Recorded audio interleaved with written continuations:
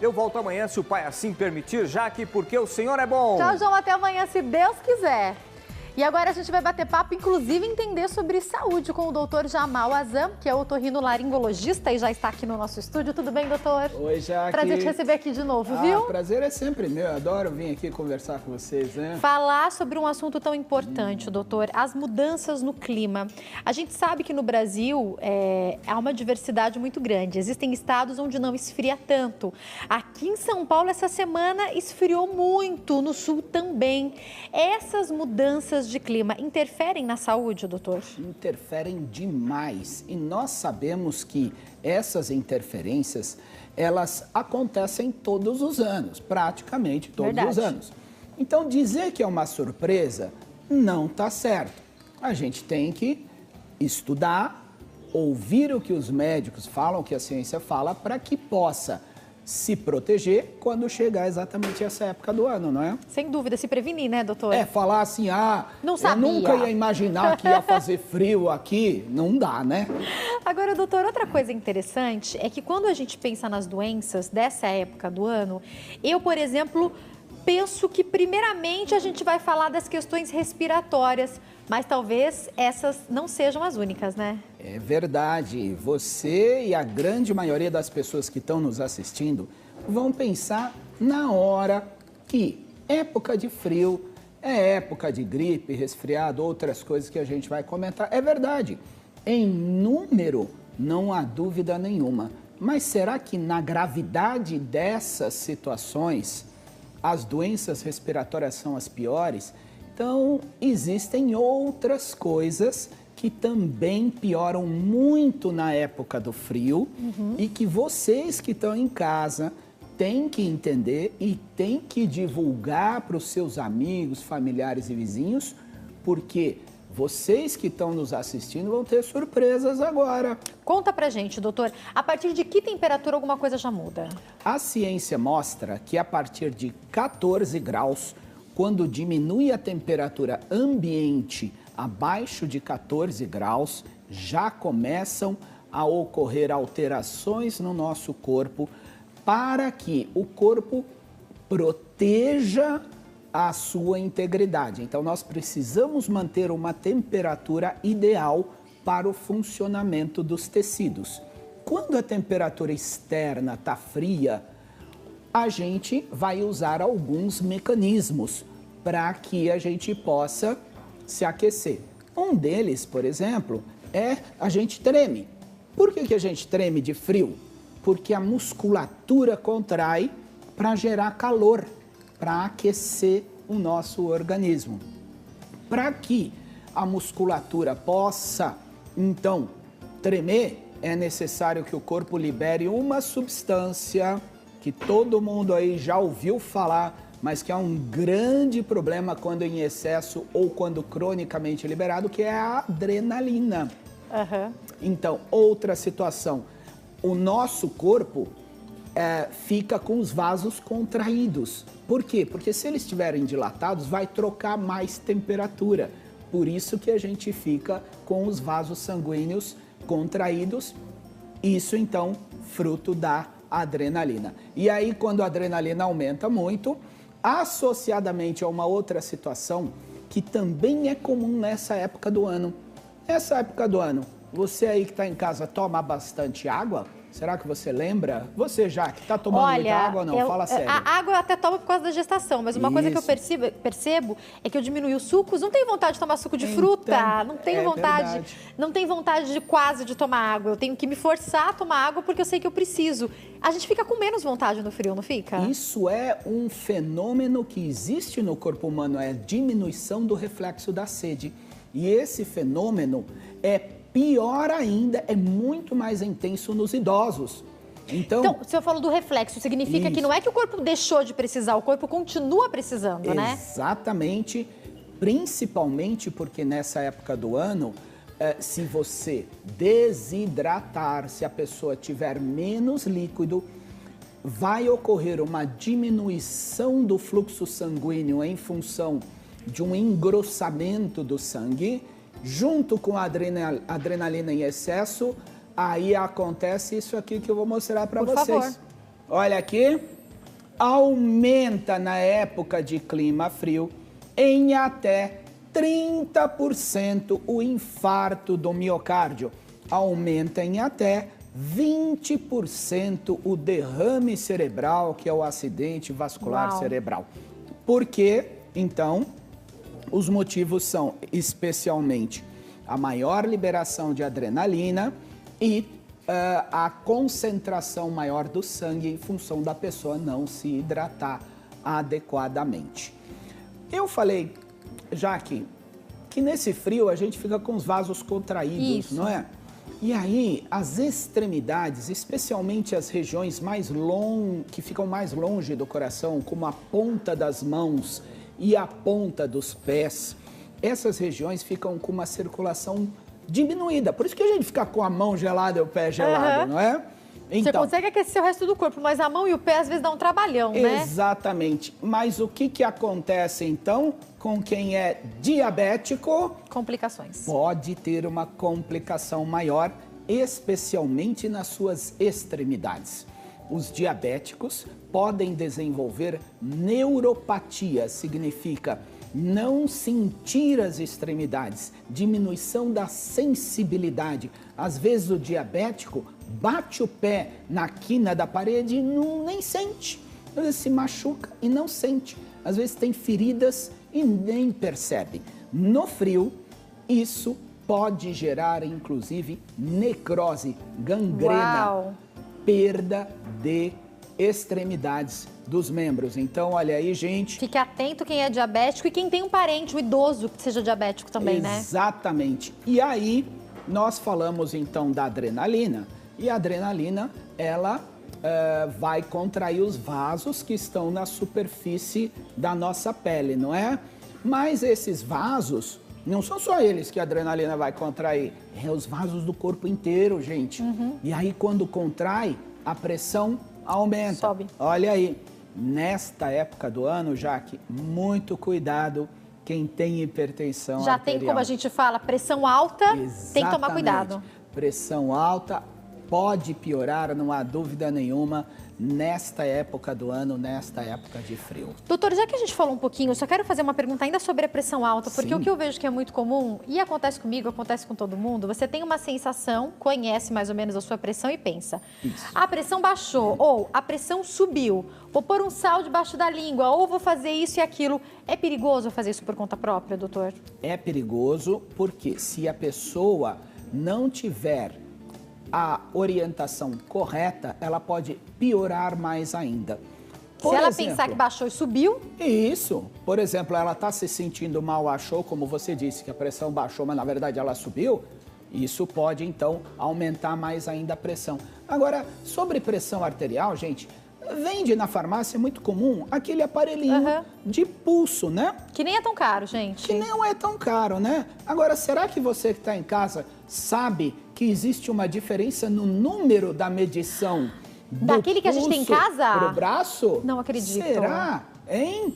Afinal de contas, é igual? Se der 12 por 8 aqui, significa 12 por 8 aqui? Não. Não. Quanto mais longe a medida, quanto mais longe do coração for feita a medida, maior vai ser a indicação da pressão. Então, os aparelhos que medem pressão de punho, pulso, eles têm um ponto acima do braço. Então, se der 13 por 9, na verdade é 12 por 8. Então, tudo bem comprar, usar para ter noção, mas saber usar direito, então, né? O grande problema é esse. A pessoa acaba comprando, às vezes, pela internet, não pede orientação do médico, nem do farmacêutico. Vai lá, mede, ele pensa 13 por 9, 14 por 9. Ah, meu Deus, eu tô com pressão alta, vou tomar 2 comprimidos por conta própria, né? E aí, a pressão pode baixar demais porque muitas vezes ela estava normal. Outra questão é que a pressão arterial, ela é variável de pessoa para pessoa. Então, não quer dizer que tem que dar 12 por 8. Perfeito. Claro que não, já que tem pessoas que têm 6 por 4 e é uma pressão normal dela.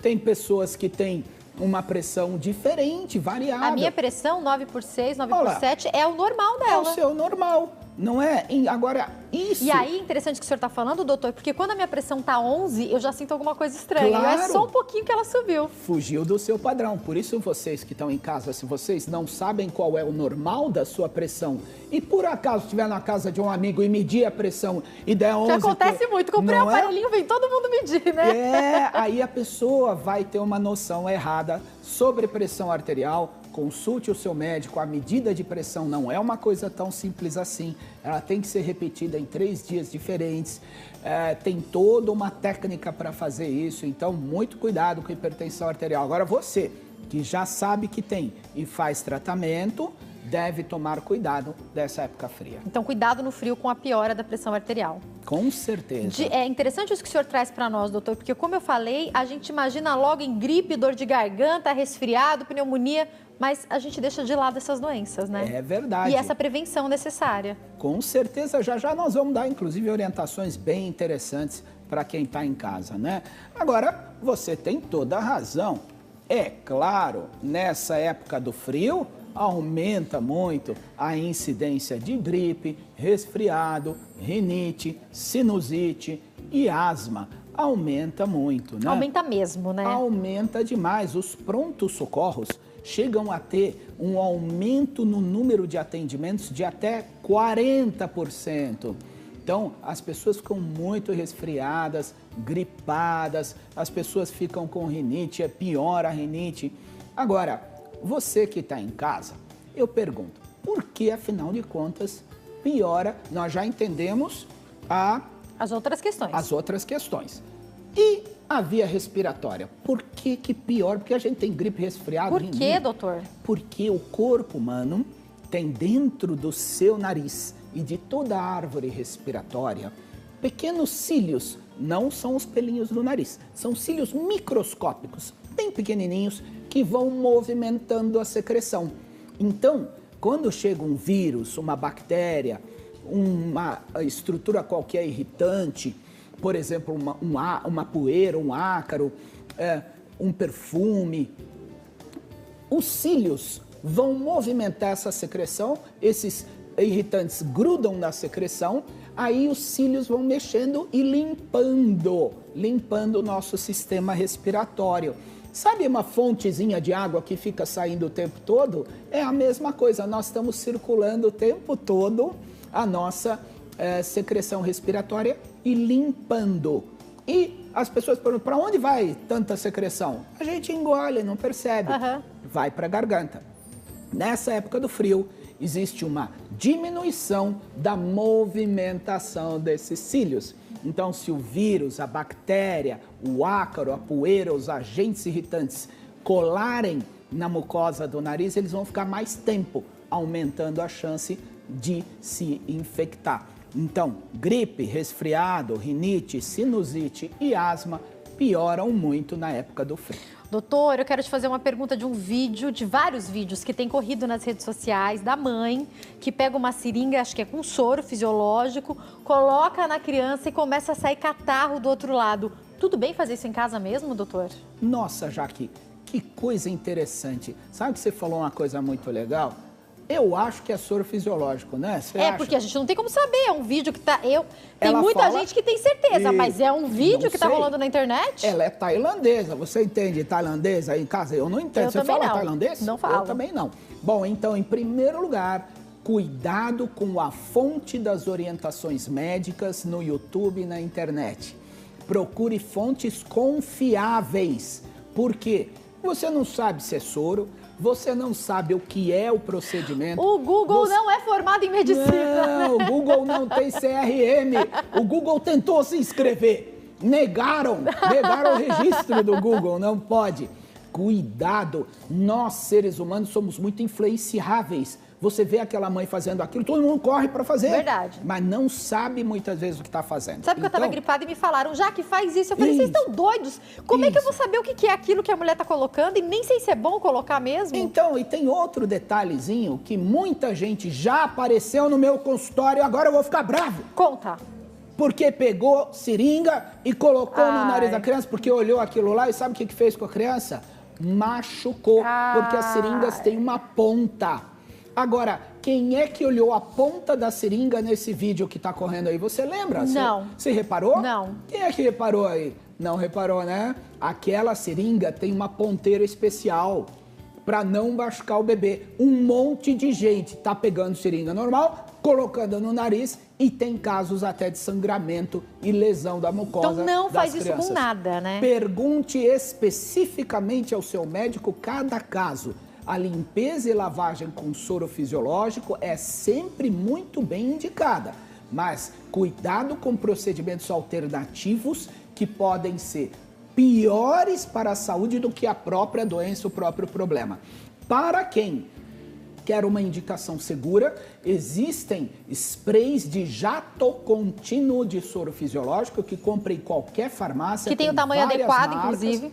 Tem o tamanho adequado, tem a ponta adequada para não traumatizar. Isso é algo que todo mundo pode usar, né, doutor? Qualquer pessoa, inclusive as barrigudinhas como você. Que eu tô usando, inclusive fiquei resfriada. Aliás, é uma das únicas coisas, né, que a grávida pode. Existe a rinite gravídica que piora na gestação, então o soro fisiológico pode ser usado na gestação, idosos, crianças, qualquer idade. Eu recomendo o melhor de todos, o spray de jato contínuo de soro fisiológico, que são frasquinhos que são de metal e vende em qualquer farmácia, uso livre inclusive. Já estou até anotando aqui, doutor. É isso mesmo, pode doutor, comprar. Outra pergunta que é algo que me causa susto. Eu conheço muitas mães que me falam das crianças com asma nessa época do ano e as mães falam que ficam angustiadas, dá uma agonia de ver algumas cenas. Tem o que possa fazer, doutor? Muito. Em primeiro lugar, vamos já esclarecer uma coisa. Asma e bronquite. Isso, obrigada, doutor. Qual que é a diferença entre uma e outra? É a mesma coisa? É a mesma coisa, né? A gente pode usar o termo crise de bronquite, ou crise de asma, ou crise de broncoespasmo. Também os médicos falam esse termo, não tem problema. Asma é o seguinte, gente. A árvore respiratória, então a gente tem a traqueia, a gente tem em cima a laringe, a traqueia, os brônquios. E lá no finalzinho dos brônquios da árvore respiratória, a gente tem uma estrutura que chama alvéolo. E nesse caminho, esses brônquios, essa árvore respiratória, tem músculos que são circulares. Muitas vezes esses músculos que são circulares contraem. E aí fecha o canal da respiração e começa a fazer barulho. Assim, olha, ui, ui, ui, ui, a pessoa respira e aí as pessoas falam assim, ué, você engoliu um gato, né? Parece que está miando, parece que está chiando.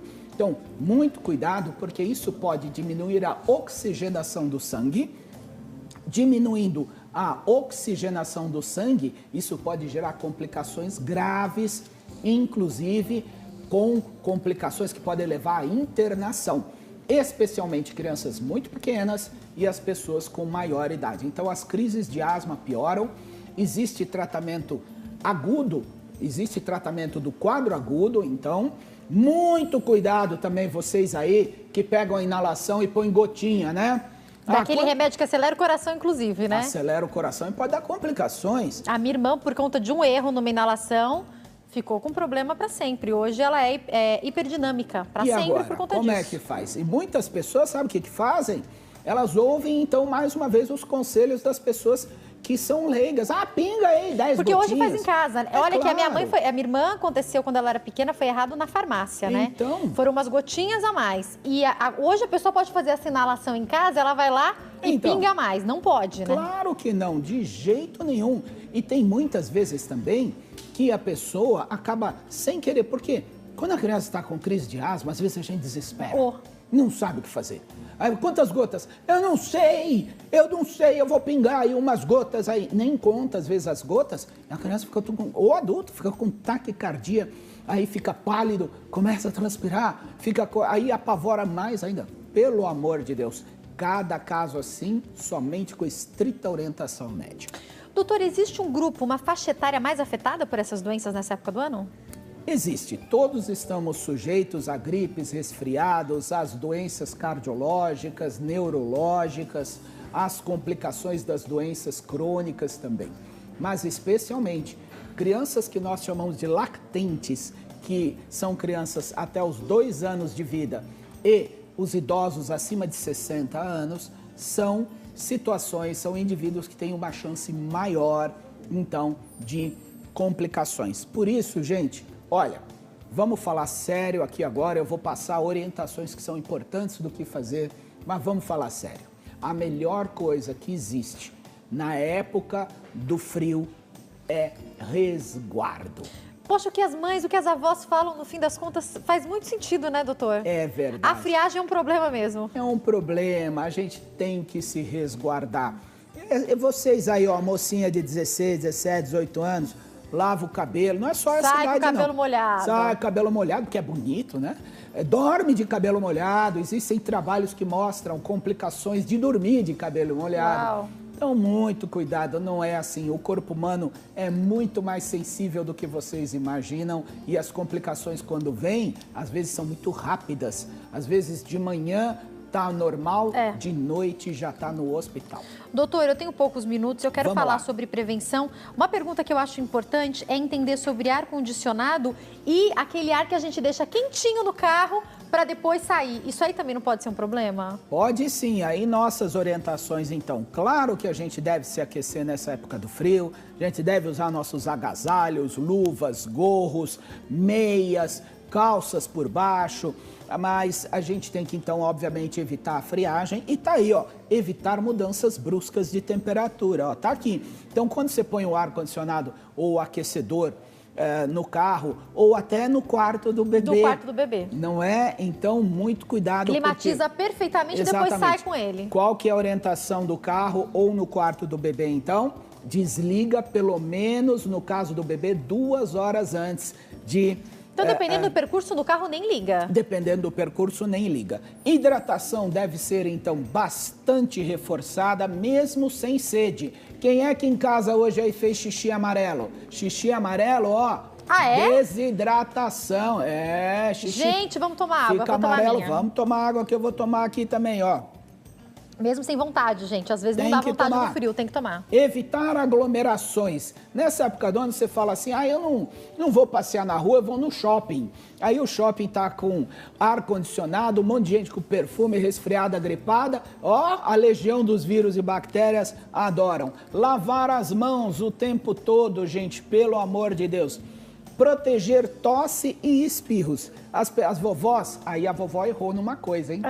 Ela fala sempre assim, põe a mão na boca para tossir. Isso. Pois é, mas a secreção fica na mão. Verdade. Então, tem que lavar a mão imediatamente, mas nem sempre dá. Então, o ideal é isso aqui. Ter sempre um lenço de papel. Papel é melhor que de tecido. Sempre tecido, esquece. Isso aí fica guardando os vírus para a próxima, né? Então, lenço de papel, é isso mesmo. Joga fora. Se não tiver lenço de papel, use álcool gel ou lave as mãos. E se não tiver nada disso, não espirre no ambiente, porque você vai estar propagando para outras pessoas inocentes. Aquela história de tentar espirrar assim serve? Use a roupa, claro. É melhor do que ficar jogando vírus por aí. Porque muitas vezes você tosse ou espirra na mão, pega na maçaneta da porta, pega no mouse, pega na caneta. Às vezes você vai na casa lotérica lá, preenche com a canetinha e você acabou de tossir, você está dando vírus para as outras pessoas. Gente, tem que doar órgãos que são sãos, não é doar vírus, pelo amor de Deus. Verdade. Dieta sempre saudável e balanceada e o principal, tomar os remédios rigorosamente conforme a orientação médica. Tem muita gente teimosa, né, doutor? Prescreve por 7 dias, melhorou no 3º, já quer parar, né? Eu acho que eu vou inventar um remédio novo, remédio para teimosia. Por favor, teimosas. arruma um desse pra gente.